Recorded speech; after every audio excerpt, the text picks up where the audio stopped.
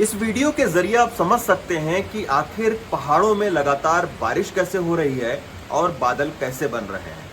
ये मनाली का वीडियो है जिसको टाइम लैप्स के जरिए शूट किया गया है, ये समझाने के लिए कि बादल कैसे बन रहे हैं और लगातार बारिश क्यों हो रही है। अब ये आप देखिए, मैं इस वक्त मनाली में मौजूद हूँ और 2 दिन से लगातार बारिश हो रही है। जो आप नीचे ये घाटी देख रहे हैं, यहीं पर ब्यास नदी बहती है।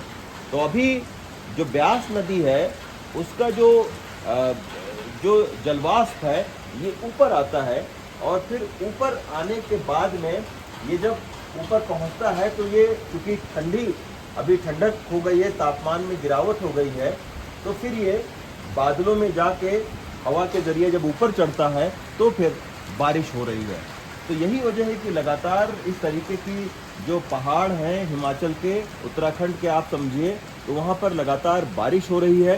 पूरे आप देखिए, पूरे मनाली में इस वक्त इतनी तेज बारिश हो रही है बीते 2 दिनों से कि पहाड़ के चारों तरफ आपको बादल ही बादल दिख रहे हैं। विजिबिलिटी बहुत लो हो गई है और यही जो पानी जो बारिश का है वो ब्यास नदी के नीचे जब नीचे जा रहा है तो पंजाब जगहों पर उसको काफ़ी तबाही मचा रहा है।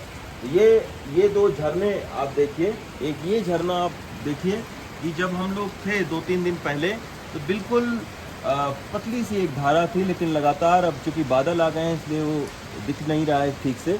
लेकिन ये एक आप देखिए कि पहाड़ों पर बारिश कैसे होती है उसको हमने समझाने की कोशिश की कि जो नदियाँ और झील होती हैं वहाँ से जल वाष्प के ज़रिए ये ऊपर आता है और फिर तापमान जब कम होता है, पहाड़ों के ऊपर ऊंचाई पर जब तापमान कम होता है वहाँ पर जब ये जल वाष्प पहुँचता है तो बादल बनकर और फिर बारिश होती है। तो यही वजह है कि लगातार मौसम में बदलाव हो रहा है। मनाली के ऊपर कल हमने देखा, मनाली से तकरीबन 20 किलोमीटर ऊपर भारी बारिश के बाद में बर्फबारी हुई है।